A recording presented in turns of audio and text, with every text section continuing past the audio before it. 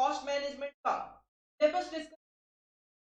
Last class में मैंने आपके साथ स्ट्रेटेजिक कॉस्ट मैनेजमेंट का सिलेबस डिस्कस किया था और मैंने आपको बताया था कि हमारा जो सिलेबस है वो क्या है और हम किस तरीके से उस सिलेबस को अपनी क्लासेस में कवर करने वाले हैं।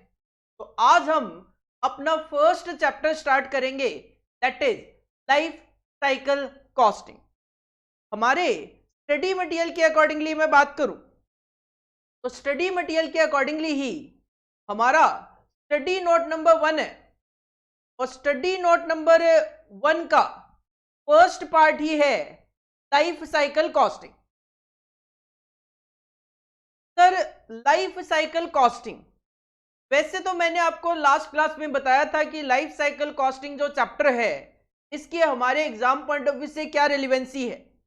अगर मैं पास्ट एक्सपीरियंस के बेसिस पे बात करूं तो मिनिमम टू मिनिमम हमारे एग्जाम में 4 मार्क्स का क्वेश्चन इसमें से पूछा गया है और मैक्सिमम टू मैक्सिमम इसमें से 16 नंबर तक के क्वेश्चन एक सिंगल एग्जाम में पूछे हुए हैं। इसका मतलब आप ये कह सकते हो कि सर हर बार ये एग्जाम में क्वेश्चन आता है क्योंकि कम से कम 4 नंबर का क्वेश्चन पूछा हुआ है और ज्यादा से ज्यादा एग्जाम में 16 नंबर तक की वेटेज हो सकती है जो कि काफी हाई है। अगर मैं कहूं 100 नंबर के पेपर में 16 नंबर की वेटेज एक छोटे से टॉपिक की है, 16% वेटेज इस टॉपिक की है, तो वो काफी इंपॉर्टेंट चैप्टर बन जाता है। सबसे पहले इश्यू यही आता है, सर लाइफ साइकिल कॉस्टिंग क्या है।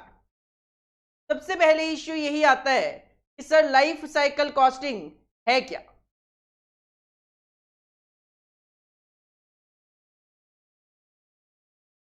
टॉपिक का नाम है लाइफ साइकिल कॉस्टिंग। आपके एग्जाम पॉइंट ऑफ व्यू से 4 to 16 मार्क्स की वेटेज। माइंड में ये भी आता है कि सर लाइफ साइकिल कॉस्टिंग में से हमारे एग्जाम में प्रैक्टिकल क्वेश्चन आएगा या फिर थ्योरी क्वेश्चन आएगा। तो प्रैक्टिकल भी आ सकता है और थ्योरी भी आ सकता है। अगर पास्ट पेपर एनालाइज किए जाए तो हमारे एग्जाम में इस चैप्टर में से थ्योरी क्वेश्चंस भी आए हुए हैं और प्रैक्टिकल क्वेश्चंस भी आए हुए हैं। तो प्रैक्टिकल क्वेश्चन भी आ सकता है, थ्योरी क्वेश्चन भी आ सकता है। तो लाइफ साइकिल कॉस्टिंग होता क्या है। देखो, कॉस्टिंग, ये जो वर्ड कॉस्टिंग है ये आपके लिए नया नहीं है। आप फाउंडेशन में ही पढ़ना शुरू कर देते हो, फंडामेंटल्स ऑफ अकाउंटिंग में ही आपके 20 मार्क्स का कॉस्ट अकाउंटिंग का पार्ट होता है। उसी में कॉस्टिंग का मीनिंग आ जाता है और कॉस्टिंग का सिंपल सा मतलब होता है एसर्टेनमेंट ऑफ कॉस्ट। कॉस्टिंग का मतलब ही होता है एसर्टेनमेंट ऑफ कॉस्ट, कि किसी चीज की कॉस्ट कैसे कैलकुलेट की जाए उसी को तो आप कॉस्टिंग बोलते हो। आपने इंटर में पढ़ा भी है, जॉब कॉस्टिंग में कॉस्ट कैलकुलेट करने का अलग तरीका है, कॉन्ट्रैक्ट कॉस्टिंग में अलग तरीका है, प्रोसेस कॉस्टिंग में अलग तरीका है और सर्विस कॉस्टिंग में अलग तरीका है। कॉस्टिंग का मतलब ही है कॉस्ट को कैलकुलेट करने का एक तरीका। लाइफ साइकिल कॉस्टिंग, देखो लाइफ जो होती है वो साइकिल्स में चलती है। लाइफ जो है वो साइकिल में चलती है। साइकिल का मतलब होता है स्टेजेस। लाइफ जो है वो कई स्टेजेस में चलती है। साइकिल का मतलब है स्टेजेस।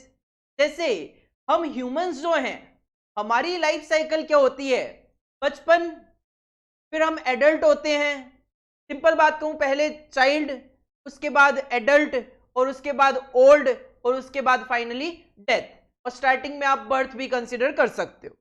बर्थ, बचपना, एडल्ट, देन ओल्ड और फाइनली डेथ। उसी तरीके से बिजनेस में भी कोई प्रोडक्ट आप लेकर आते हो, बिजनेस में आप कोई मशीन लेकर आते हो तो उसकी भी एक साइकिल होती है।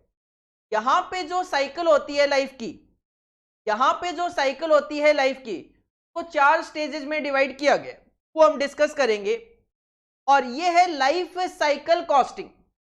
तो पूरी की पूरी जो लाइफ है किसी प्रोडक्ट की, पूरी की पूरी जो लाइफ है किसी प्रोडक्ट की,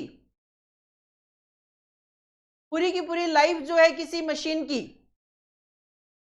अगर आप किसी पूरी प्रोडक्ट की लाइफ के लिए कॉस्ट कैलकुलेट कर लो, आप कहो सर हम एक नया प्रोडक्ट लॉन्च करेंगे, प्रोडक्ट ए, उसकी लाइफ होगी 5 साल की, मतलब आप ये मान के चलते हो कि 5 साल के बाद वो प्रोडक्ट मार्केट से ऑब्सोलीट हो जाएगा। तो उस सिचुएशन में अगर आप उस 5 सालों के लिए उस प्रोडक्ट की कॉस्टिंग कर लेते हो स्टार्टिंग में ही, तो उसको नाम दिया गया लाइफ साइकिल कॉस्टिंग।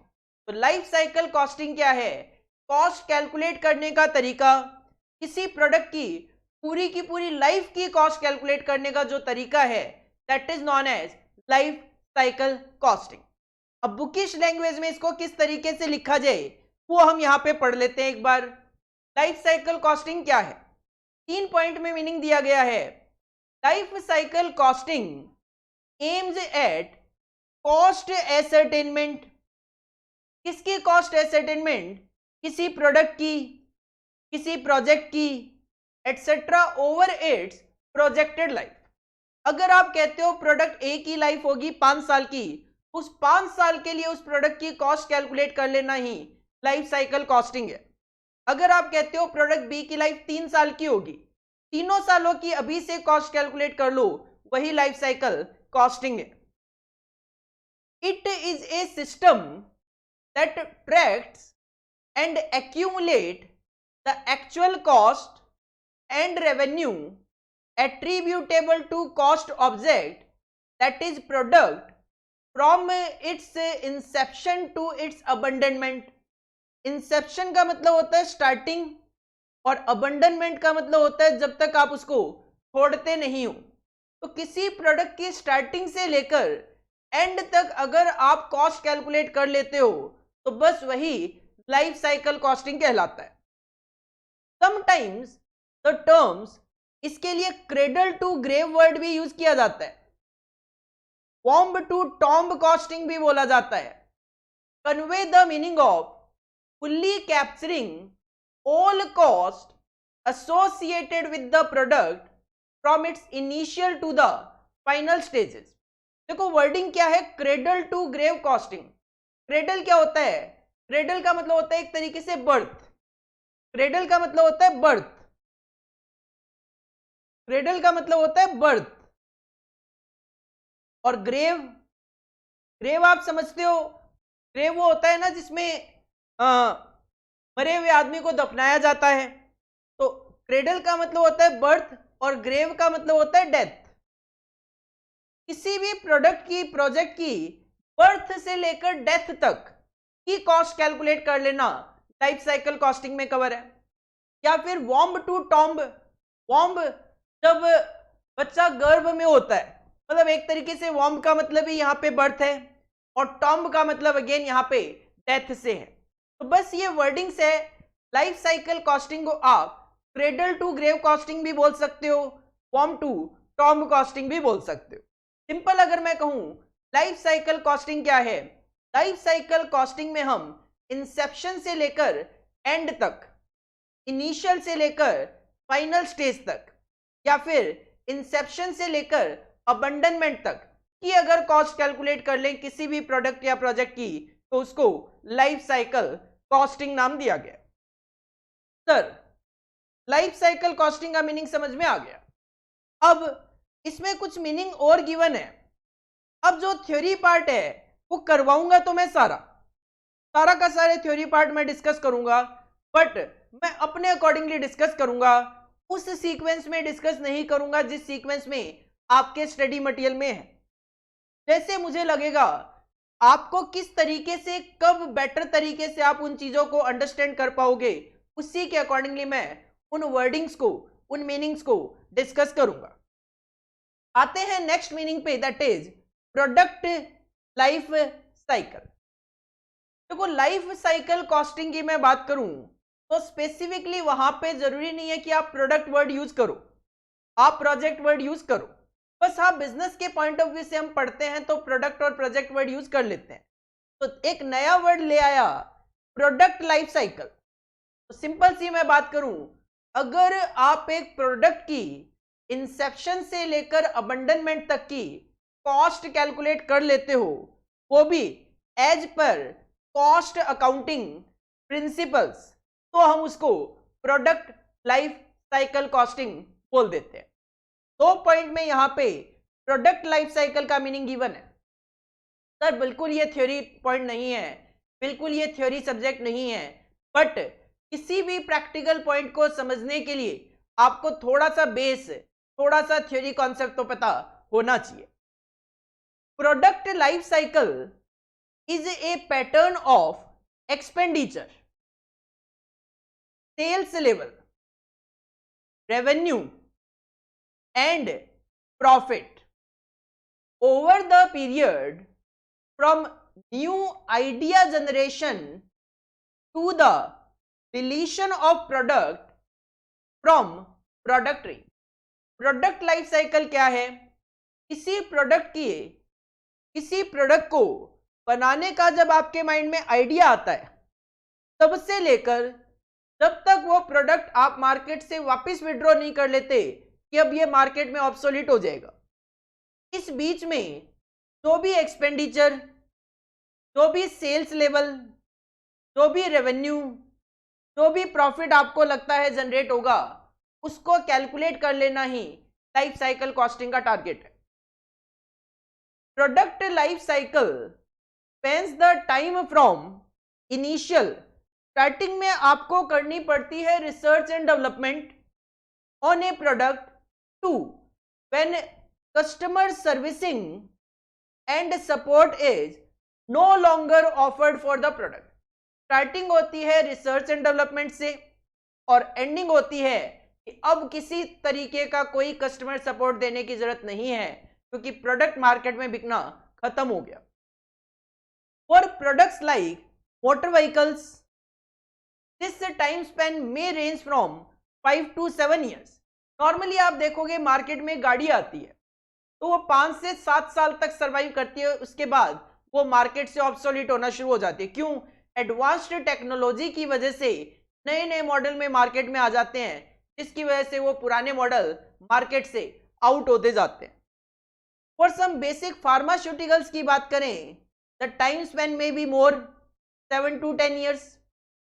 फार्मास्यूटिकल्स में भी क्या होता है, नई नई बीमारियां आती जाती है इकोनॉमी में, नई नई डेवलपमेंट होते जाते हैं, जिसकी वजह से दवाइयों में भी कुछ चेंज करके, मॉडिफिकेशन करके नई दवाइयां मार्केट में लॉन्च करनी पड़ती है। तो वो तो business to business, industry to industry एक लाइफ स्पैन होता है जो कि किसी प्रोडक्ट के लिए लाइफ साइकिल कहलाता है, किसी प्रोडक्ट के लिए लाइफ साइकिल कहलाता है। अभी जो लाइफ साइकिल होती है उसको मैं डिटेल में डिस्कस नहीं करूंगा, बट किसी भी प्रोडक्ट की जो लाइफ साइकिल होती है, किसी भी प्रोडक्ट की जो लाइफ साइकिल होती है वो 4 स्टेजेस में एनालाइज की जाती है। एक होती है इंट्रोडक्शन स्टेज, एक होती है growth stage, third is maturity and fourth is decline. अगर आप में से किसी ने OMSM ढंग से पढ़ा हो, अगर आप में से किसी ने ऑपरेशन मैनेजमेंट अच्छे से पढ़ा हो, तो ऑपरेशन मैनेजमेंट में हम ये लाइफ साइकिल पढ़ते हैं कि सबसे पहले क्या होता है, इंट्रोडक्शन स्टेज होती है। इंट्रोडक्शन स्टेज वो स्टेज होती है जब एक कंपनी नया प्रोडक्ट मार्केट में लॉन्च करती है, वो ऐसा नया प्रोडक्ट जो किसी और ने अभी तक लॉन्च ना किया हो। कुछ टाइम के बाद वो प्रोडक्ट करना शुरू होता है ग्रो, मार्केट में डिमांड बढ़ती है। एक टाइम ऐसा आता है मार्केट में डिमांड बढ़ती तो है लेकिन उस तेजी से नहीं बढ़ती जितना कि ग्रोथ स्टेज में बढ़ती है। या फिर आप कह सकते हो अगर ग्रोथ स्टेज में 50,000 यूनिट तक आप पहुंच गए तो मैच्योरिटी में वो 50,000 ही बिकती रहती है और ज्यादा सेल नहीं होती। और एक टाइम के बाद मार्केट में नई टेक्नोलॉजी आने की वजह से आपकी सेल में डिक्लाइन शुरू हो जाता है और एक टाइम के बाद वो प्रोडक्ट मार्केट से ऑब्सोलीट हो जाता है। These are the 4 stages of product life cycle। Sir life cycle costing क्या है?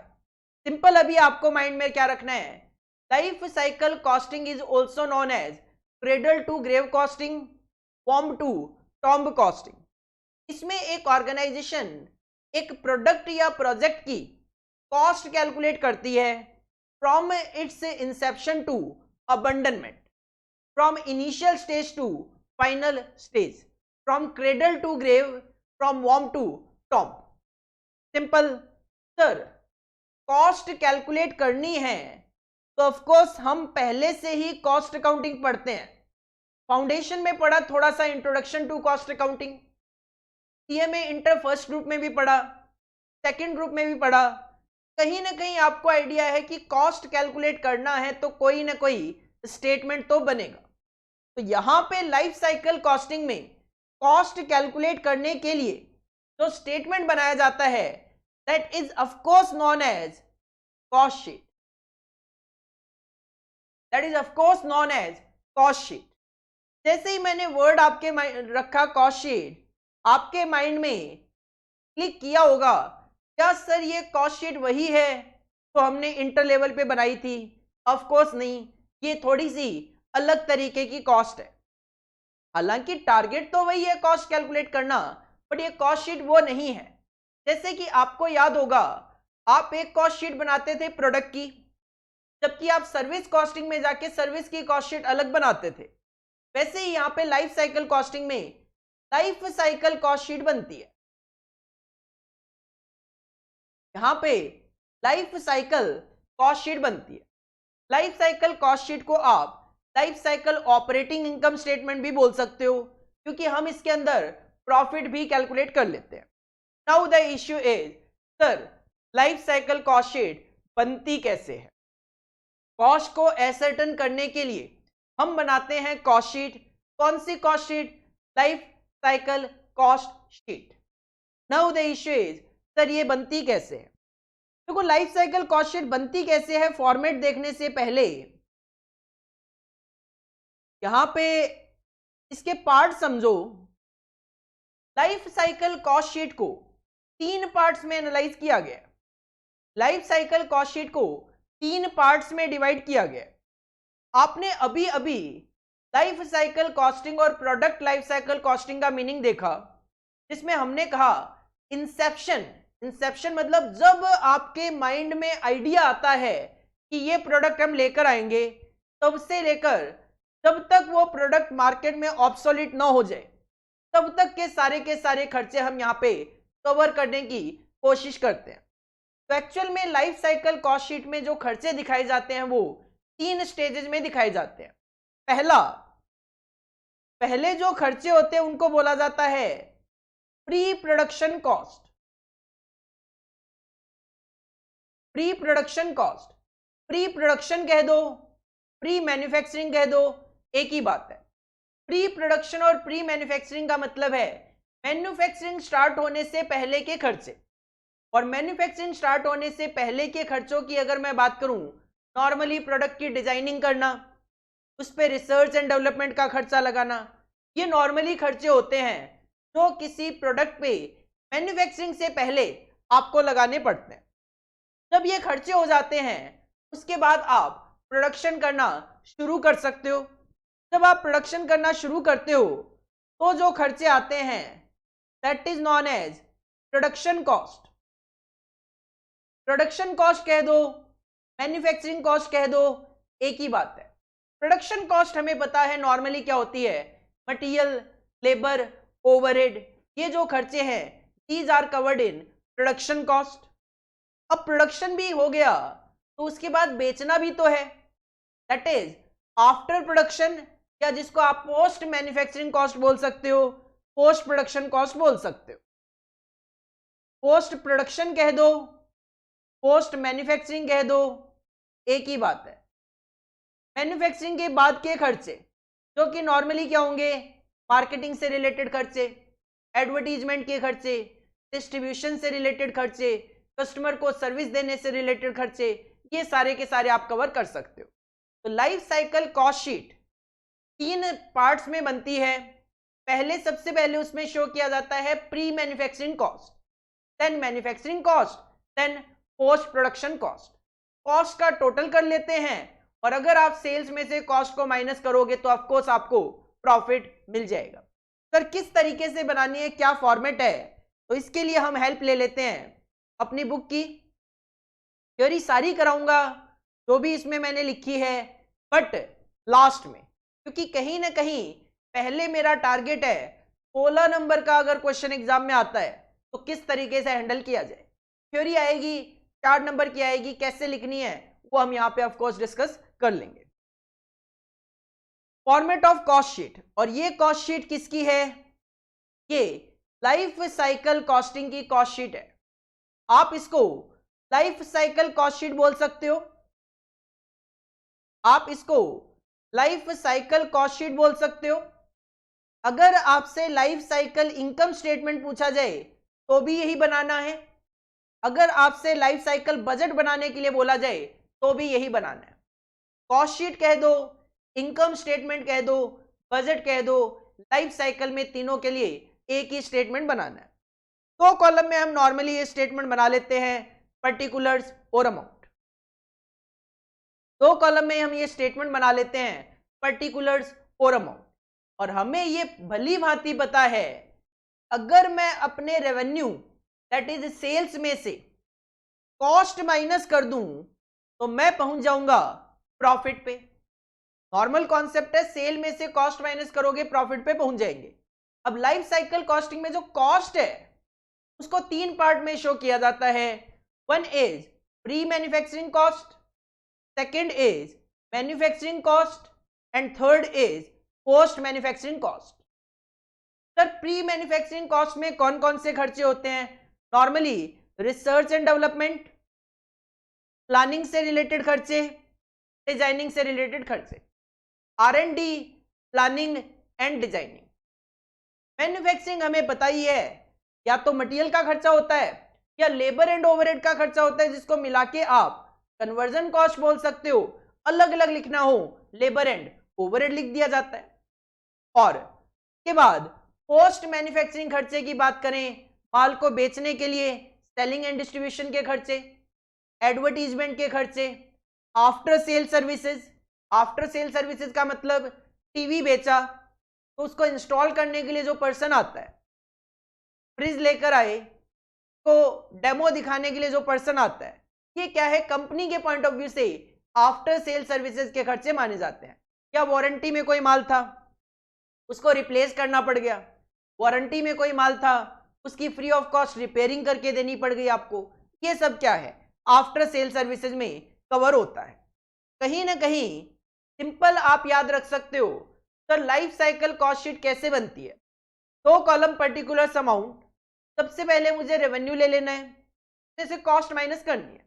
कॉस्ट 3 पार्ट्स, पहला pre manufacturing cost, second manufacturing cost, third post manufacturing cost. Pre manufacturing में नॉर्मली R&D, प्लानिंग, डिजाइनिंग के खर्चे आते हैं। मैन्युफैक्चरिंग में वही मटेरियल लेबर ओवरहेड के खर्चे आते हैं। पोस्ट मैन्युफैक्चरिंग में सेलिंग एंड डिस्ट्रीब्यूशन हो गया, कोई मार्केटिंग का खर्चा हो गया, कोई एडवर्टीजमेंट का खर्चा हो गया, कोई आफ्टर सेल सर्विस का खर्चा हो गया, ये सारे खर्चे हम कवर करते हुए चल सकते हैं।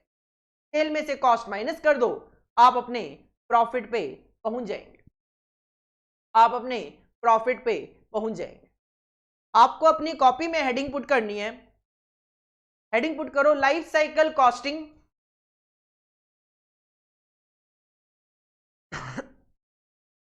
हेडिंग पुट करो लाइफ साइकिल कॉस्टिंग। ये जो स्लाइड है आपके सामने, ये स्लाइड आप कॉपी कर लो। इस स्लाइड में क्या बातें छुपी हुई है? सर 4 से लेकर 16 नंबर तक का क्वेश्चन एग्जाम में आ सकता है, प्रैक्टिकल भी आ सकता है, थ्योरी भी आ सकता है। लाइफ साइकिल कॉस्टिंग का मतलब होता है कि प्रोडक्ट किसी मशीन की कॉस्ट को कैलकुलेट करना, वो भी पूरी की पूरी लाइफ के लिए। कॉस्ट को कैलकुलेट करने के लिए हम बनाते हैं लाइफ साइकिल कॉस्ट शीट, और life cycle cost sheet 3 parts में बनती है।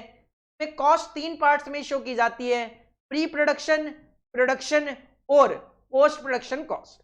इस स्लाइड को कॉपी करो सबसे पहले।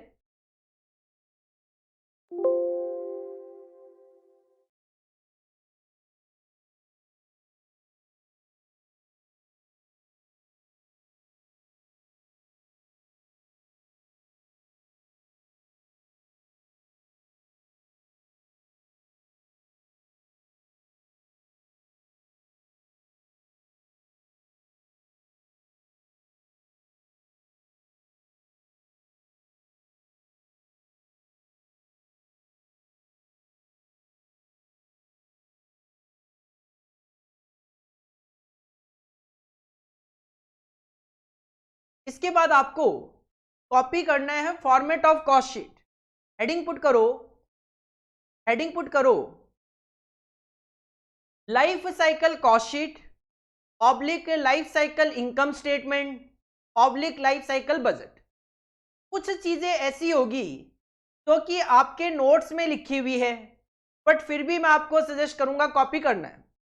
मैं आप पे बर्डन नहीं डाल रहा कॉपी करने का कि आप लाइफ साइकिल कॉस्टिंग का मीनिंग कॉपी करो, नहीं, कोई जरूरत नहीं है, आप एग्जाम टाइम पे यहां से पढ़ सकते हो।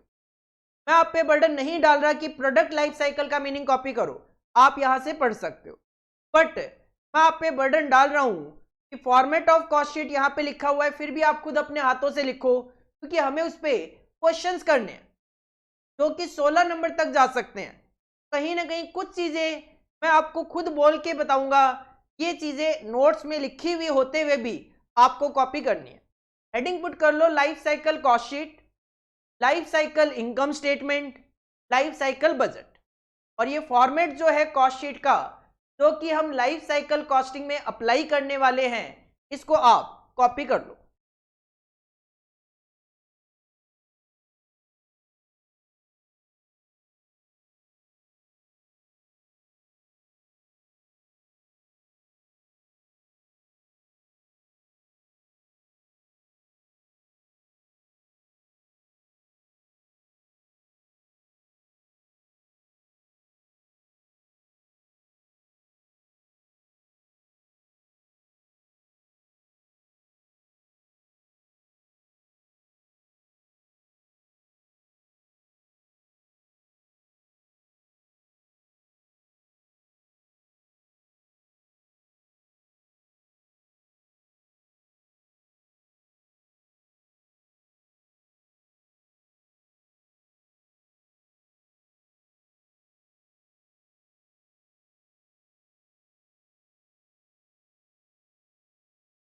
इसके बाद हम मूव करेंगे अपने प्रैक्टिकल क्वेश्चंस पे। लाइफ साइकिल कॉस्ट शीट कैसे बनती है वो हमने देख लिया, अब इसका प्रैक्टिकल एप्लीकेशन देखना है। आपको लग रहा होगा सर छोटा सा तो फॉर्मेट है कॉस्ट शीट का, 16 नंबर तक का क्वेश्चन कैसे आ सकता है? देखते हैं कैसे आ सकता है। क्वेश्चन नंबर 1 देखो, क्वेश्चन नंबर 1 देखो, आपको कॉस्ट शीट बनाने के लिए बोला जाए तो भी यही फॉर्मेट है, प्रॉफिट निकालने के लिए बोला जाए तो भी यही फॉर्मेट है, बजट बनाने के लिए बोला जाए तो भी यही फॉर्मेट है। Question number 1, a company has developed a special purpose electronic security device. एक कंपनी है जो कि एक special purpose electronic security device develop करने जा रही है, and once introduced in the market the same expected to have a life cycle of 3 years from the time of its introduction in the market before the device becomes obsolete कारण due to technological advancement of other competitive products। Company का ये मानना है कि जब हम इस device को मार्केट में इंट्रोड्यूस करेंगे, मार्केट में लॉन्च करेंगे, तब से लेकर इसकी लाइफ 3 साल की होगी। 3 साल के बाद ये मार्केट में ऑब्सोलीट हो जाएगा। क्यों? क्योंकि मार्केट में नई और एडवांस टेक्नोलॉजी आ जाएगी। हो सकता है कंपनी का अपना खुद का ही टारगेट हो कि 3 साल में हम कोई ना कोई एडवांस्ड इक्विपमेंट, एडवांस डिवाइस ले आएंगे और ये क्या कर देंगे, मार्केट से विड्रॉ कर लेंगे। तो लाइफ पता चल गई मुझे 3 साल की लाइफ है।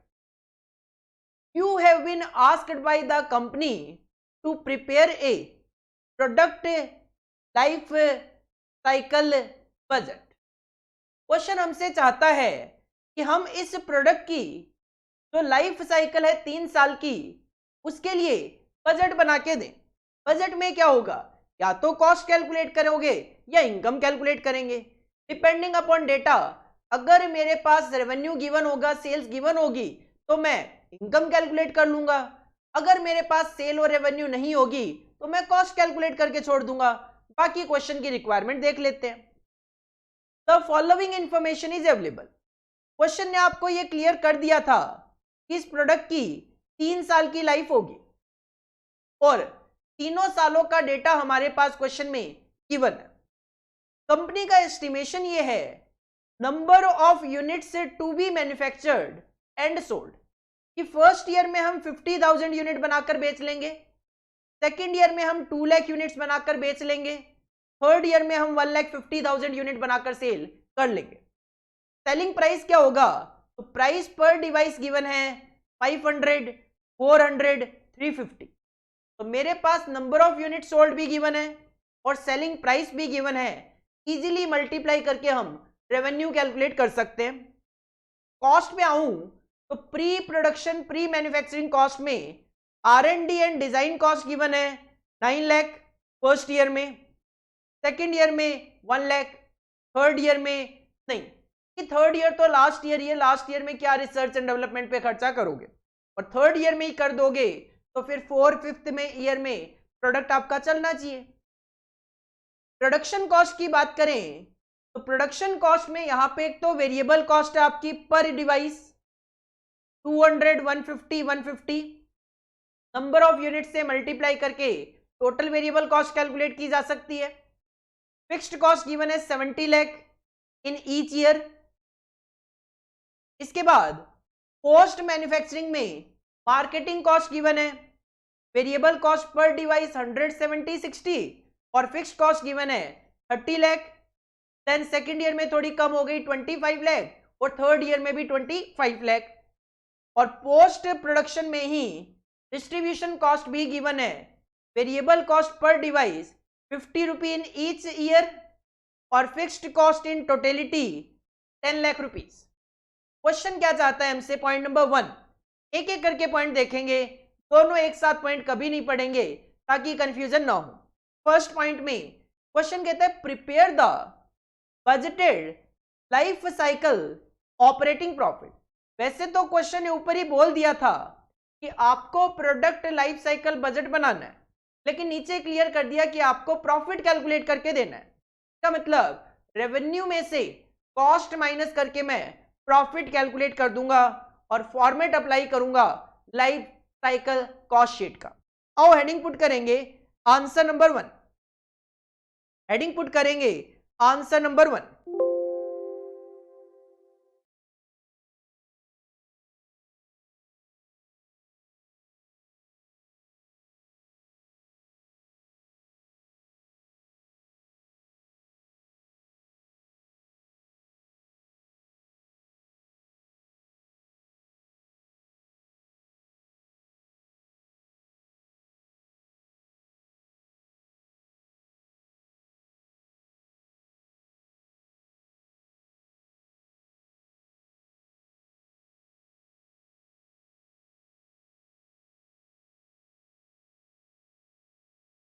हेडिंग पुट करेंगे आंसर नंबर 1 और हमें बनानी है life cycle cost sheet.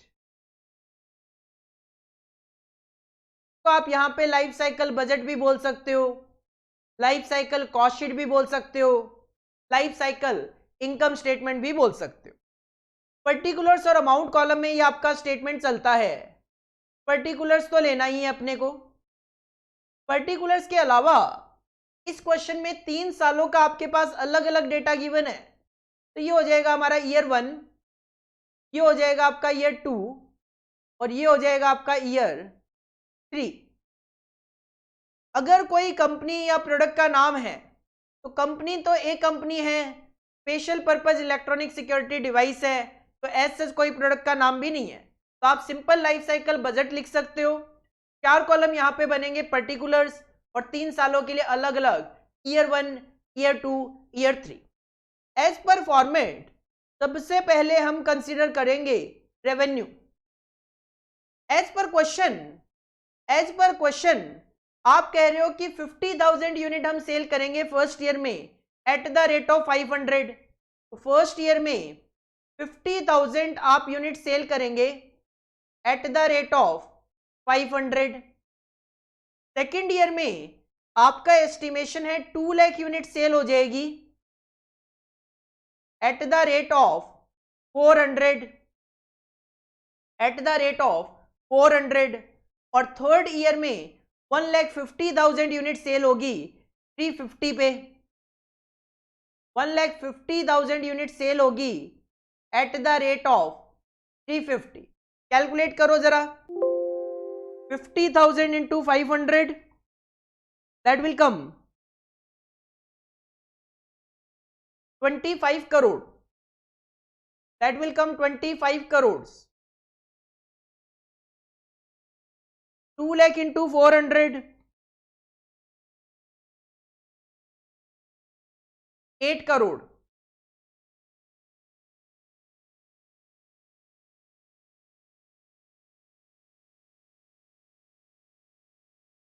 50,000 into 500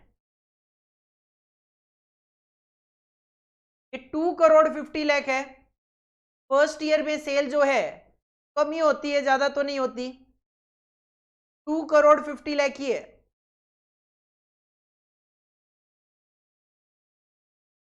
ये हो गया आपका 8 करोड़। लास्ट में फिर से आपकी सेल गिरेगी, that is 5 crore 25 lakh. Actual में होता क्या है, ये है आपका इनिशियल स्टेज, इंट्रोडक्शन स्टेज, उसमें सेल आपको कम देखने को मिलेगी। देन आप ग्रोथ स्टेज में पहुंच जाते हो, तो ग्रोथ स्टेज में आपकी सेल बूम करती है। देन डिक्लाइनिंग स्टेज में चले जाते हो, आपकी सेल कम होनी शुरू हो जाती है, या मैच्योरिटी स्टेज में कम होनी शुरू हो जाती है। जिससे मुझे आइडिया लग गया कि ईयर 2 में सेल ज्यादा होगी, ईयर 1 में सेल कम होगी। नॉर्मली ऐसा होता है, किसी क्वेश्चन में आ जाए तो कोई बात नहीं। रेवेन्यू में से आप माइनस करोगे कॉस्ट। कॉस्ट को हम यहां पे 3 पार्ट में शो करते हैं।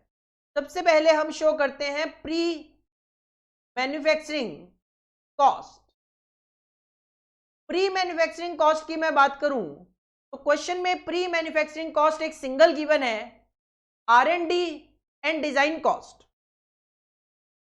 R&D that is research and development and design cost. कितनी कितनी गिवन है क्वेश्चन में, this is given 9 lakh, 1 lakh और नील। 9 लाख, 1 लाख और 0। प्री मैन्युफैक्चरिंग के बाद आती है manufacturing cost. Manufacturing cost as per question, manufacturing cost that is production cost में वेरिएबल कॉस्ट गिवन है। सबसे पहले तो हम लिखेंगे variable cost. Variable cost, variable cost में पर डिवाइस गिवन है 200। 50,000 यूनिट आप सेल करेंगे, बनाएंगे, 200 वेरिएबल कॉस्ट आएगी। तो 50,000 इंटू 200। सेकेंड ईयर में 2 लाख यूनिट आप प्रोड्यूस करेंगे, वेरिएबल कॉस्ट होगी 150। 2 लाख इंटू 150। थर्ड ईयर में 1,50,000 यूनिट्स आप प्रोड्यूस करेंगे, वेरिएबल कॉस्ट है 150। 1,50,000 यूनिट्स मल्टीप्लाई बाय 150, कैलकुलेशन कर लो। 50,000 into 200 that will be 1 crore. That will be 1 crore. 2 lakh into 150 क्या आ जाएगा, 3 करोड़।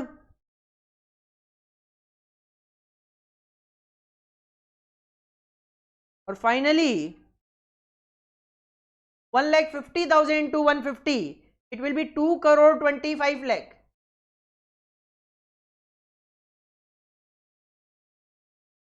2 करोड़ 25 लाख। मैन्युफैक्चरिंग कॉस्ट में ही वेरिएबल के बाद है फिक्स्ड कॉस्ट, हर साल में 70 lakh. Fixed cost each year में it is 70 lakh. First year, second year and third year. इसके बाद नेक्स्ट है मार्केटिंग कॉस्ट, जो कि पोस्ट मैन्युफैक्चरिंग कॉस्ट का पार्ट हो जाएगा, तो हम लिखेंगे पोस्ट मैन्युफैक्चरिंग कॉस्ट। मैन्युफैक्चरिंग लिखो, प्रोडक्शन लिखो, एक ही बात है। आप चाहो तो प्री प्रोडक्शन, प्रोडक्शन और पोस्ट प्रोडक्शन वर्डिंग यूज कर सकते हो, चाहो तो प्री मैन्युफैक्चरिंग, मैन्युफैक्चरिंग और पोस्ट मैन्युफैक्चरिंग यूज कर सकते हो, एक ही बात है। पोस्ट मैन्युफैक्चरिंग में हमारे पास गिवन है मार्केटिंग कॉस्ट, तो हम सबसे पहले लिखेंगे मार्केटिंग कॉस्ट। हम सबसे पहले लिखेंगे मार्केटिंग कॉस्ट। और क्वेश्चन में आप देखोगे मार्केटिंग कॉस्ट भी वेरिएबल और फिक्स्ड अलग अलग है। Variable cost per device given है, मार्केटिंग कॉस्ट में भी हम लिखेंगे वेरिएबल कॉस्ट, जो कि पर यूनिट के अकॉर्डिंगली है। कितना कितना, मार्केटिंग वेरिएबल कॉस्ट है 100 रुपी, नंबर ऑफ यूनिट है 50,000, तो 50,000 इंटू 100। सेकेंड ईयर में नंबर ऑफ यूनिट है 2 लाख जो आप सेल करेंगे, और मार्केटिंग कॉस्ट है 70। और थर्ड ईयर में आप 1,50,000 यूनिट सेल करेंगे और मार्केटिंग कॉस्ट है पर यूनिट 60 रुपीज। क्या आ जाएगा आपका 50,000 इंटू 100, 5 करोड़ रुपीज या 50 लाख, 50 लाख, 50 लाख। क्या आ जाएगा आपका 2 lakh into 70, that will be 1 crore 40 lakh, 1 crore 40 lakh. और finally 1,50,000 into 60, that will be 90 lakh, 90 lakh. Variable cost के बाद मार्केटिंग में फिक्स्ड कॉस्ट भी गिवन है हमारे पास। फिक्स्ड कॉस्ट गिवन है मार्केटिंग की, दैट इज 30 लाख, 25 लाख और 25 लाख। 30 लाख, 25 लाख एंड 25 लाख। इसके बाद डिस्ट्रीब्यूशन कॉस्ट अलग से गिवन है, होता तो पोस्ट मैन्युफैक्चरिंग का ही पार्ट है, पोस्ट मैन्युफैक्चरिंग में ही अलग से हेडिंग हो जाएगी आपकी डिस्ट्रीब्यूशन कॉस्ट। डिस्ट्रीब्यूशन कॉस्ट भी यहां पे वेरिएबल और फिक्स्ड अलग अलग गिवन आपके पास। वेरिएबल कॉस्ट है 50 per unit in each case, variable cost 50 है हर एक केस में। पहले केस में 50,000 इंटू 50 हो जाएगा, सेकेंड ईयर में आप 2 लाख यूनिट सेल करेंगे तो 2 लाख इंटू 50 हो जाएगा, एंड थर्ड ईयर में जब आप 1,50,000 यूनिट सेल करेंगे तो 1,50,000 इंटू 50 हो जाएगा, 50,000 इंटू 50 ये हो जाएगा 25 लाख रुपए, 2 लाख इंटू 50 ये हो जाएगा 1 करोड़।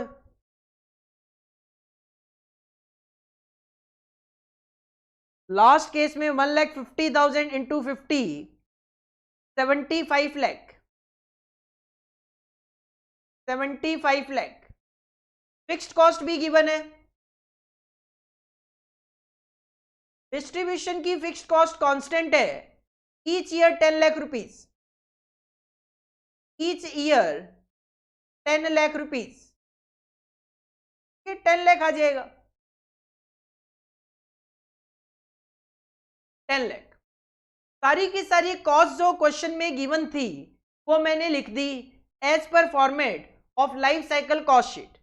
अगर मैं रेवेन्यू में से सारी की सारी कॉस्ट हटा दूं तो वो मुझे क्या पता चल जाएगा, प्रॉफिट पता चल जाएगा। इसके लिए आप ऐसा भी कर सकते हो कि ये जो रेवेन्यू है इसको आप ए नाम दे दो, और ये जो सेल है इसको अलग कर दिया। जो कॉस्ट है इसको हम यहां पे बी नाम दे देते हैं, तो हम यहां पे टोटल कॉस्ट कैलकुलेट कर लेते हैं। हम यहां पे कॉस्ट का टोटल कर लेते हैं, हम यहां पे कॉस्ट का टोटल कर लेते हैं। टोटल कॉस्ट क्या हो जाएगा आपका बी। करो जरा, कॉस्ट का टोटल करो, ईयर 1 में 9 lakh plus 1 crore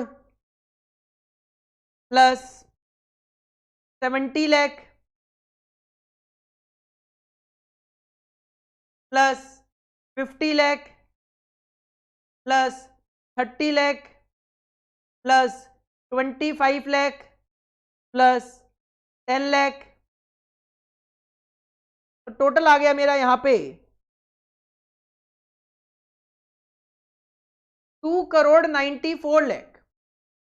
first year का कॉस्ट का टोटल आ गया मेरा 2,94 लाख। सिमिलरली सेकेंड ईयर की कॉस्ट का टोटल देखो जरा कितना आएगा, 1 lakh plus 3 crore plus 70 lakh plus 1 crore 40 lakh plus 25 lakh plus 1 crore plus 10 lakh, क्या आ गया आपका 6 करोड़ 46 लाख। सेकेंड ईयर में कॉस्ट का टोटल आ गया 6 crore 46 lakh. Similarly third year की कॉस्ट का टोटल करो 2 crore 25 lakh plus 70 lakh plus 90 lakh plus 25 lakh plus 75 lakh plus 10 lakh, क्या आ गया 4 करोड़ 95 लाख। 4 करोड़ 95 लाख। कैलकुलेशन है अच्छे से करना कि जीरो की कहानी है और जीरो कहीं भी एक भी कैलकुलेटर में गलत हुआ तो उस सिचुएशन में आपकी कॉस्ट गलत कैलकुलेट होके आ सकती है। ये आ गई मेरी टोटल कॉस्ट। और अगर रेवेन्यू में से टोटल कॉस्ट को माइनस कर दिया जाए तो हमें पता चल जाएगा प्रॉफिट।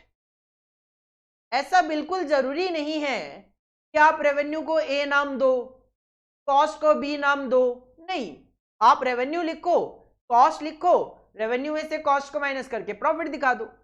मैंने जस्ट तरीका बताया है आपको कि एक तरीका यह भी हो सकता है, रेवेन्यू ए अलग नाम दे दिया, कॉस्ट का टोटल कर लिया, बी नाम दे दिया और फाइनली हमने प्रॉफिट निकाल दिया ए माइनस बी। ईयर वन में आपके रेवेन्यू था 2.5 करोड़ रुपए माइनस, जबकि आपकी कॉस्टिंग है 2 करोड़ 94 लाख। इसका मतलब फर्स्ट ईयर में तो आप लॉसेज में रहोगे 44 लाख, 44 लाख रुपए आपका लॉस होगा, क्योंकि इंट्रोडक्शन स्टेज होती है और इंट्रोडक्शन स्टेज में नॉर्मली ऐसा देखने को मिलता है कंपनी लॉसेज में होती है। लेकिन सेकेंड ईयर जो है वो ग्रोथ पीरियड होता है तो उसमें नॉर्मली आपको प्रॉफिट देखने को मिल जाता है। 8 crore is the sales value minus cost है आपकी 6 करोड़ 46 लाख, तो आपका प्रॉफिट आ जाएगा 1 करोड़ 54 लाख। सेकेंड ईयर में आपका प्रॉफिट आ जाएगा 1 crore 54 lakh. Similarly third year में आपकी सेल है 5 करोड़ 25 लाख और कॉस्ट आपकी 4 करोड़ 95 लाख, तो 30 लाख रुपए का आपको प्रॉफिट देखने को मिलेगा। This is the life cycle budget and first requirement of the question. सबसे पहले तो आप ये जो फर्स्ट रिक्वायरमेंट है इसी को कॉपी कीजिए, उसके बाद जो क्वेश्चन में सेकंड रिक्वायरमेंट है उसको पढ़ते हैं और उसको भी करते हैं। इसको पहले आप कॉपी कर लीजिए।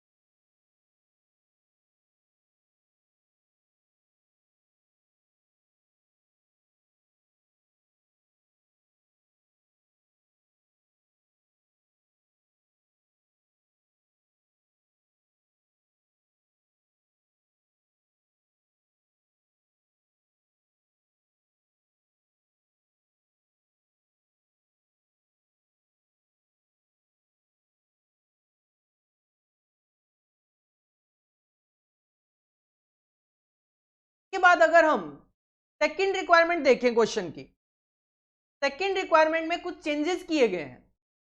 कहते हैं it has been further indicated that if a discount of 10% is given to customer, अगर हम कस्टमर को 10% डिस्काउंट दे दें, कस्टमर को डिस्काउंट देने का मतलब ये जो प्राइस पर डिवाइस है ये 10% से कम हो जाएगा। तो ये 500 दिख रहा है, ये 10% से कम होके 450 रह जाएगा। तो 400 दिख रहा है, ये 10% से कम होके 360 हो जाएगा। और जो 350 दिखाई दे रहा है ये 10% से कम होके 315 हो जाएगा। The units to be sold per year will increase by 5%। तो जो आप यूनिट्स बेच रहे हो वो 5% ज्यादा बिकनी शुरू हो जाएगी। मतलब ये जो नंबर ऑफ यूनिट्स है 50,000, ये 50,000 की बजाय 55,000 हो जाएगी। ये जो 2 लाख है ये 2 लाख नहीं, 50,000 प्लस 5%, ये 52,500 हो जाएगी। 5% है, ये 52,500 हो जाएगी। ये 2 लाख है तो 2 लाख का 5% 10,000, ये 2 लाख 10,000 हो जाएगी। और 1,50,000 तो इसका 5% ऐड करें तो 1,57,500 हो जाएगा। Would you recommend introduction of such discount? कहते हैं क्या हमें ये डिस्काउंट देना चाहिए या फिर नहीं देना चाहिए। अब केवल और केवल माइनर सा चेंज करने की वजह से हमें दोबारा से पूरी की पूरी लाइफ साइकिल कॉस्ट शीट बनानी पड़ेगी। सर ऐसा क्यों? क्वेश्चन ने केवल और केवल सेलिंग प्राइस और नंबर ऑफ यूनिट सोल्ड में ही तो चेंज किया है, नो डाउट, लेकिन इससे क्या हुआ, R&D की कॉस्ट पे कोई फर्क नहीं आया। बट ये जो प्रोडक्शन कॉस्ट है, मार्केटिंग कॉस्ट है और डिस्ट्रीब्यूशन कॉस्ट है, इन तीनों में ये जो वेरिएबल कॉस्ट लिखी हुई है ये चेंज हो जाएगी क्योंकि नंबर ऑफ यूनिट्स आपकी चेंज हो गई, जिसकी वजह से आपको पूरा का पूरा लाइफ साइकिल कॉस्ट शीट फिर से बनाना पड़ेगा। और यही कारण है जिसकी वजह से एग्जाम में इन क्वेश्चंस की वेटेज 15-15, 16-16 नंबर तक की हो जाती है। आप खुद देख रहे हो यहाँ पे इस क्वेश्चन नंबर 1 को मुझे करवाने में अराउंड 1 घंटे के आसपास लग रहा है। बनाते हैं, आओ सेकंड पॉइंट में फिर से हम बनाएंगे life cycle cost sheet. Heading put करो सेकंड पॉइंट। सेकंड पॉइंट में हम फिर से बनाएंगे लाइफ साइकिल कॉस्ट शीट। जो जो फिगर हम पीछे से पिक कर पाएंगे वो ऑफ कोर्स हम पीछे से पिक कर लेंगे। लाइफ साइकिल कॉस्ट शीट या लाइफ साइकिल बजट या लाइफ साइकिल इनकम स्टेटमेंट, कोई भी वर्डिंग आप यूज कर सकते हो। वही 3 कॉलम आपके बनेंगे, पर्टिकुलर्स,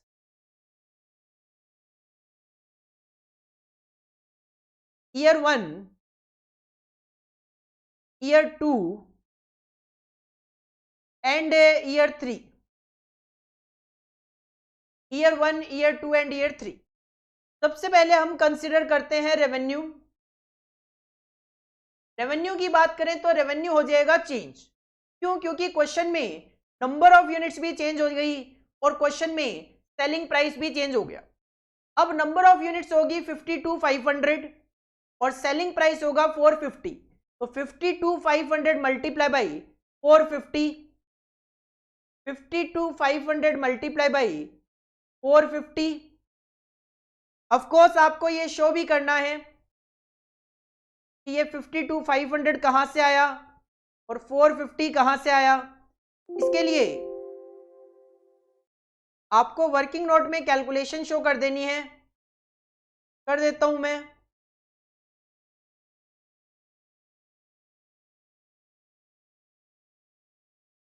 वर्किंग नोट में मैं कैलकुलेशन शो कर देता हूं। क्वेश्चन ने कहा था कि आपको डिस्काउंट देना है 10% का। मैं यहां पे शो कर देता हूं selling price after discount. Selling price after discount year 1, year 2 and year 3। Discount से पहले क्वेश्चन में सेलिंग प्राइस लिखे हुए हैं 500, 400, 350, 500, 400, 350। क्वेश्चन कहता है डिस्काउंट दे देंगे 10% का, दे दो 10% का डिस्काउंट, हमें क्या फर्क पड़ता है? बस वो फर्क ही तो बताना है हमें कि क्या फर्क पड़ता है। ये हो जाएगा फर्स्ट ईयर में 450, सेकेंड ईयर में इट विल बी 360 और थर्ड ईयर में it will B 315। Number of units after discount, अगर आप डिस्काउंट देते हो तो उस सिचुएशन में नंबर ऑफ यूनिट्स आप कितनी बनाओगे और बेचोगे वो भी शो कर देते हैं, year 1, year 2 and year 3। Before discount आप सेल कर पाते थे 50,000, 2 lakh and 1,50,000 units, 50,000 units, 2 lakh units and 1,50,000 units. As per question number of units आपकी डिस्काउंट देने की वजह से 5% ज्यादा बिकनी शुरू हो जाएगी। अच्छी बात है ये तो ईयर 1 में आप सेल कर पाओगे 50-500 यूनिट्स, सेकेंड ईयर में आप सेल कर पाओगे 2,10,000 यूनिट्स और थर्ड ईयर में आप सेल कर पाएंगे 1,57,500 यूनिट्स। ठीक है, हमें नंबर ऑफ यूनिट्स भी पता चल गई, हमें सेलिंग प्राइस भी पता चल गया। इजीली आप रेवेन्यू कैलकुलेट कर दो, 52,500 इंटू 450, सेकेंड ईयर में it will be 2,10,000 into 360, 2,10,000 into 360 और in third year it will B 157,500 multiply by 315, 157,500 multiply by 315। Calculation करो, 52,500 into 450 that will come 2,36,25,000। Second year 2,10,000 into 360, 7,56 lakh, 7,56 lakh और थर्ड ईयर में 157,500 into 315, 4,96,12,500, 4,96,12,500। ये हो गया रेवेन्यू जिसको मैंने ए नाम दे दिया और ये सेल मैंने अलग कर दी। अब मैं कॉस्ट कैलकुलेट करूंगा जो कि ऑफ कोर्स रेवेन्यू में से माइनस करूंगा।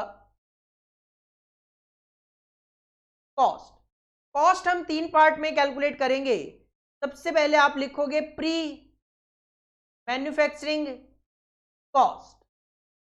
क्वेश्चन में मुझे याद है प्री मैन्युफैक्चरिंग कॉस्ट में केवल और केवल एक खर्चा है, that is research and development and designing cost.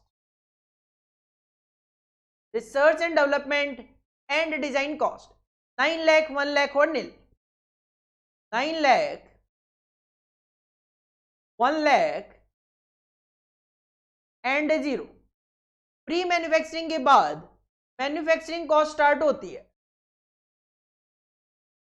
Manufacturing cost question में वेरिएबल और फिक्स गिवन है। में पहले अगर हम वेरिएबल कंसीडर करें तो नंबर ऑफ यूनिट हो गई change, variable cost per device तो सेम ही रहेगी।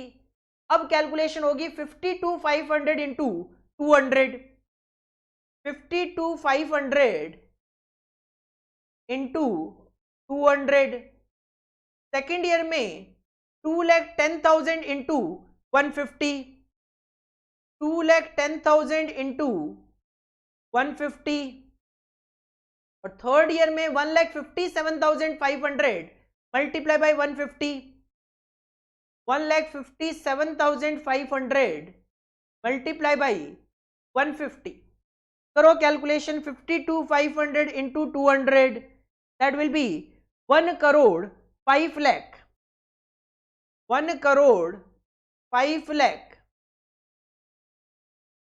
सेकेंड ईयर में 2,10,000 into 150, it will come 3 crore 15 lakh. 3 crore 15 lakh. And in third year 157,500 into 150, it will be 2 crore 36 lakh 25,000. 2 crore 36 lakh 25,000. Variable cost के बाद fixed cost. Manufacturing में fixed cost same रहेगी जो पहले थी, that is 70 lakh each year. हर साल में 70 lakh. First year, second year and third year. के बाद नेक्स्ट हम लिखेंगे post manufacturing cost. Post manufacturing cost. Post manufacturing cost में हम लिखेंगे as per question marketing cost. Marketing cost भी दो तरीके की गिवन है, वेरिएबल और फिक्स्ड. तो हम लिखेंगे पहले वेरिएबल कॉस्ट. अब नंबर ऑफ यूनिट्स हो गई change, variable cost per device वही रहेगी. तो 52,500 multiply by 100. 52,500 multiply by 100. Second year में 2,10,000 multiply by 70. 2,10,000 multiply by 70. And third year में 157,500 multiply by 60. 157,500 multiply by 60. Question में नंबर ऑफ यूनिट चेंज हो गई. अगर क्वेश्चन में नंबर ऑफ यूनिट चेंज नहीं होती, केवल सेलिंग प्राइस चेंज होता, तो उस सिचुएशन में हम क्या कर सकते थे, नई सेल्स निकालते, कॉस्ट वही पुरानी वाली लिख सकते थे, अकॉर्डिंगली प्रॉफिट आ जाता. But number of unit change होने की वजह से जो cost variable cost per device given थी वो चेंज हो गई, जिसकी वजह से हमें पूरा का पूरा स्टेटमेंट फिर से यहां पे शो करना पड़ रहा है. फर्स्ट आ जाएगा आपका 52,50,000. 52,50,000. सेकेंड आ जाएगा 2,10,000 इंटू 70, 1 करोड़ 47 लाख. 1 करोड़ 47 लाख. 157,500 इंटू 60, 94 लाख 50,000. 94 लाख 50,000. इसके बाद मार्केटिंग से रिलेटेड फिक्स्ड कॉस्ट सेम रहेगी, 30 lakh, 25 lakh and 25 lakh. 30 lakh, 25 lakh and 25 lakh. Marketing के बाद पोस्ट मैन्युफैक्चरिंग में ही डिस्ट्रीब्यूशन कॉस्ट गिवन है, तो हम लिखेंगे डिस्ट्रीब्यूशन कॉस्ट. डिस्ट्रीब्यूशन कॉस्ट भी वेरिएबल और फिक्स्ड गिवन है, तो हम लिखेंगे पहले वेरिएबल. नंबर ऑफ यूनिट हो गई change, variable cost per device हर साल 50 पर यूनिट. तो 52,500 इंटू 50, 52,500 इंटू 50. सेकेंड ईयर में it will be 2,10,000 into 50. Third year में 157,500 इंटू 50. ये आ जाएगा आपका 50 into 52,500, 26,25,000. 50 into 2,10,000, 1 crore 5 lakh.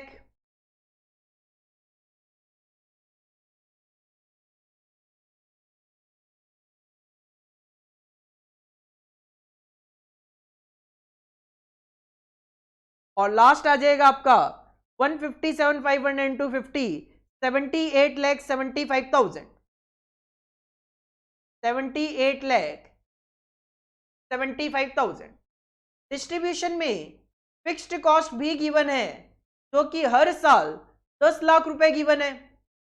Each year में आपको 10 लाख लिखना है। ईच ईयर में आपको 10 लाख लिखना है। अब कर लो कॉस्ट का total.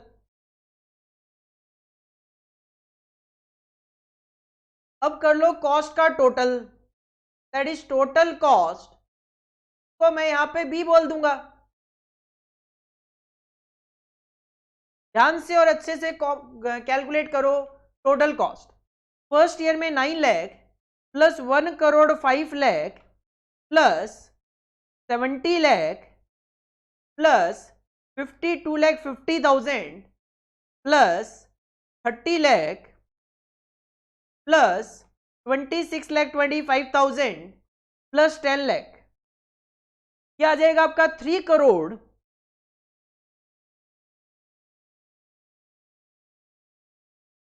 2,75,000, 3,02,75,000।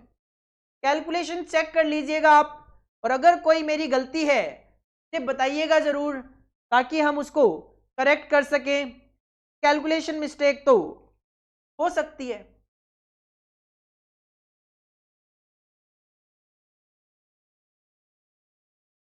Plus 70 lakh plus 1 crore 47 lakh plus 25 lakh plus 1 crore 5 lakh plus 10 lakh, क्या आ जाएगा 6 करोड़ 73 लाख। यहाँ पे कई बार बच्चे क्वेश्चन पूछते हैं कि सर क्या हम फिगर्स को 1000 में या लैक्स में लिख सकते हैं? जैसे आप टॉप पे लिख दो ऑल फिगर्स इन 1000 और ये जो 3-3 जीरो है वो हटाते जाओ। बिल्कुल कर सकते हो, कोई प्रॉब्लम नहीं है, कोई इश्यू नहीं है। थर्ड ईयर में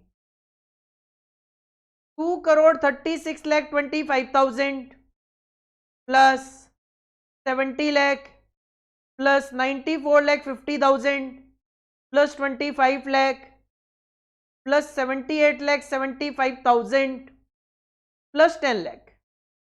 लास्ट आ गया थर्ड ईयर में 5 करोड़ 14,50,000, 5 करोड़ 14,50,000, 5 करोड़ 14,50,000। अब अगर रेवेन्यू में से टोटल कॉस्ट हटा दी जाए तो हमें प्रॉफिट पता चल जाएगा हर साल का।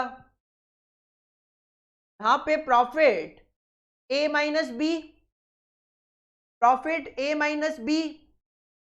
ए है आपका फर्स्ट ईयर का 2 करोड़ 36,25,000 माइनस कॉस्ट आपकी 3 करोड़ 2,75,000, तो लॉस आएगा ऑफकोर्स 66,50,000। फर्स्ट ईयर में लॉस आ रहा है 66,50,000 का। सेकेंड ईयर में रेवेन्यू है, सेल्स है 7 करोड़ 56 लाख और कॉस्ट है माइनस 6 करोड़ 73 लाख, तो ये प्रॉफिट आ जाएगा आपका 83 लाख का, 83 लाख का। और थर्ड ईयर में 4 crore 96,12,500, this is the revenue minus cost है आपकी 5 करोड़ 14,50,000। लास्ट ईयर में भी लॉस आ गया 18,37,500, 18,37,500। अब क्वेश्चन ने तो पूछा था कि सर डिस्काउंट दे या नहीं दे, तो देखो इसके लिए आपको क्या देखना पड़ेगा, आपको ये देखना पड़ेगा कि यहां पे टोटल लाइफ साइकिल प्रॉफिट या लॉस कितना है। फर्स्ट पॉइंट में जब आपने कैलकुलेशन करी तो हमने कहा फर्स्ट ईयर में 44 लाख का लॉस, सेकेंड ईयर में 1 करोड़ 54 लाख का प्रॉफिट और थर्ड ईयर में 30 लाख का प्रॉफिट। मतलब लाइफ की मैं बात करूं तो पूरी लाइफ में 1 करोड़ 40 लाख का प्रॉफिट, 1 करोड़ 40 लाख का प्रॉफिट, 1 करोड़ 40 लाख का प्रॉफिट आ रहा था फर्स्ट पॉइंट के अकॉर्डिंगली। अगर हम डिस्काउंट दे दें, अगर हम डिस्काउंट दे दें तो फिर टोटल लाइफ साइकिल प्रॉफिट कितना है या लॉस कितना है? तो आप यहां पे देख सकते हो कि 66,50,000 का लॉस, 83 लाख का प्रॉफिट, फिर 1837,500 का लॉस। तो ये तो नेट मेरा 187,500 का लॉस है।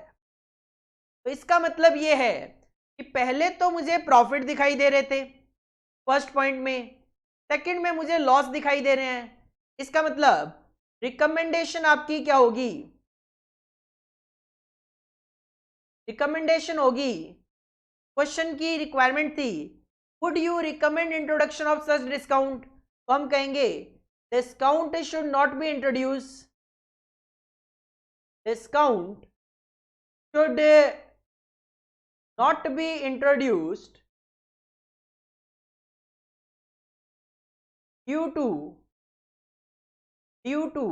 losses। कि डिस्काउंट में आपको लॉसेस हो रहे हैं, इसकी वजह से हम डिस्काउंट को रिकमेंड नहीं करेंगे। तो आपके पास ये जो टोटल दिखाने का तरीका है, ये भी दो तरीके हो सकते हैं। एक ऑप्शन तो आपके पास ये है कि जब आपके पास इस तरीके से कई साल गिवन हो तो आप क्या कर सकते हो, एक लास्ट में टोटल का कॉलम भी बना सकते हो, पर्टिकुलर्स, ईयर 1, ईयर 2, ईयर 3 और टोटल का कॉलम। या फिर दूसरा ऑप्शन आपके पास ये है, आप क्या कर सकते हो, जब कैलकुलेशन कर लो तीनों सालों की तो उसके नीचे टोटल शो कर दो। कैसे भी शो करो, दोनों ही वैलिड माने जाते हैं। हेडिंग पुट करनी है, हेडिंग क्या पुट करनी है, सेकंड पॉइंट के अकॉर्डिंगली आपने life cycle cost sheet copy करनी है। कॉपी करो।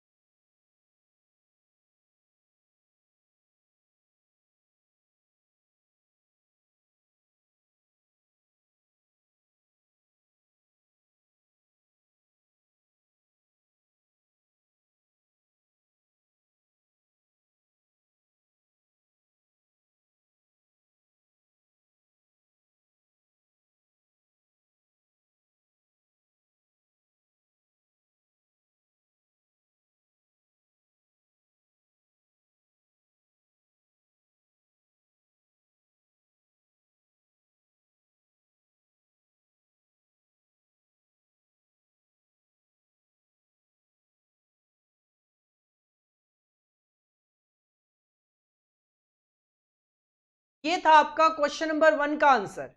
आपको आइडिया लग गया होगा कि हाँ सर इसकी वेटेज 16 नंबर एग्जाम में हो सकती है, क्यों कि टाइम तो कहीं ना कहीं इसमें लग रहा है।